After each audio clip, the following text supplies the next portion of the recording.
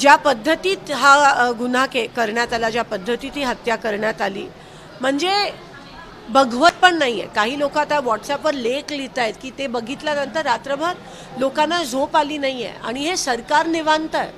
आणि महाराष्ट्रात जर वारंवार मुलींवर अत्याचार होत असतील, निष्पाप लोकांवर जे ह्या सरकारचा भ्रष्टपणा उघडण्याचा प्रयत्न करतायत, त्यांचा मर्डर होत असेल दिनदहाडे, जर निष्पाप दीन दलितांवर त्या ठिकाणी पोलीस स्टेशनमध्ये जर मारहाण होत असेल आणि त्याच्यामुळे त्यांना हार्ट अटॅक होत असेल, तर नेमकं काय चाललं आहे? हे फक्त सत्तेसाठी हपापलेत.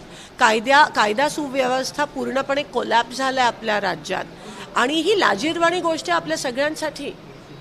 आणि कोणत्या कॉन्शन्सनी, कोणत्या मनानी, कोणत्या तनानी हे, मी तर म्हणते मुख्यमंत्र्यांनी पण राजीनामा दिला पाहिजे. ज्या पद्धतीत ते चाललं हे सगळ्यांना आरोपी म्हणून त्या गोष्टीत नेमलं पाहिजे, ही आमची मागणी आणि आम्ही गप्प बसणार नाही.